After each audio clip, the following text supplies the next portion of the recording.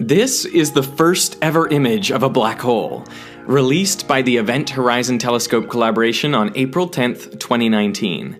It shows plasma orbiting the supermassive black hole at the center of the galaxy M87.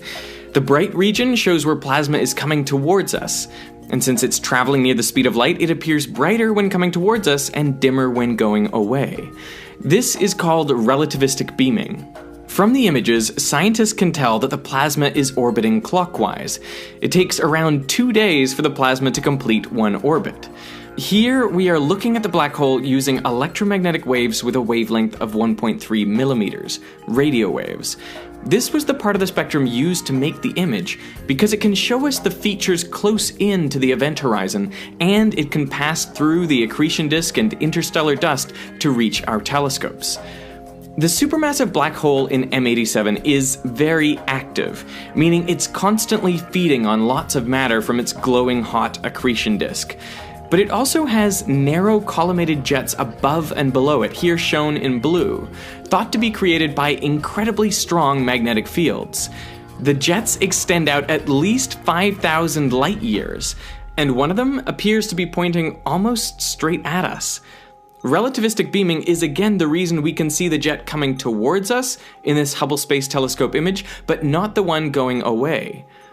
Since the jet is pointed almost straight at us, I'm thinking our perspective is almost perpendicular to the accretion disk. But let's have a look at what we would see if we were looking at different orientations. The warping of space-time around the black hole means we can see light even from parts of the accretion disk behind the black hole. They are lensed above and below the shadow region. Not gonna lie, this is so trippy I could stare at it for a long time. So the big question most people are going to be asking is, why is the image so fuzzy? The answer is because it's so tiny. Don't get me wrong, the black hole itself is huge, supermassive in fact. As measured from this picture, the black hole has a mass 6.5 billion times that of our sun. The actual size of its shadow is nearly the size of our solar system. But located 53.5 million light years away, its size from our perspective is only about 40 micro arcseconds. That's the angle it makes on the sky. To understand what that means, take the whole sky and divide it into 180 degrees. Then divide a degree into 60 arc minutes, and an arc minute into 60 arc seconds. Divide an arc second into 100,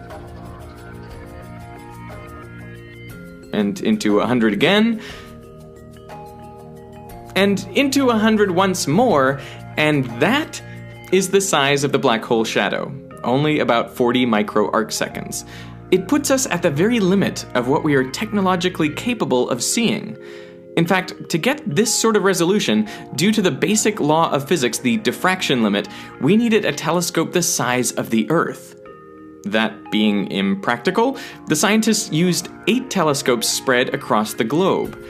They all simultaneously observed M87, and as the Earth rotated, that helped fill in the Earth-sized telescope that they were trying to simulate. But M87 was not the only black hole they looked at. They also observed the supermassive black hole at the center of our Milky Way galaxy, Sagittarius A star. They haven't yet released an image of this black hole, but this simulation shows what it might look like. It's much closer, at around 26,000 light years away, but also much smaller, with a mass only 4 million times that of our sun. It's also less active, only periodically gobbling up matter, and it would have much more variation over time, with matter orbiting every 4 to 30 minutes. That's probably why we'll have to wait a little longer to see the black hole at the center of our galaxy. For now, the striking image of the black hole in M87 confirms beyond a shadow of a doubt that black holes do exist. The general theory of relativity, published over 100 years ago, is supported again, in spectacular fashion, in the strongest gravities and at the limits of our ability to test the theory. What I love about moments like this is the ridiculous extreme things these scientists did, these 200 scientists, in pursuit of a goal that seemed impossible, and yet they achieved it.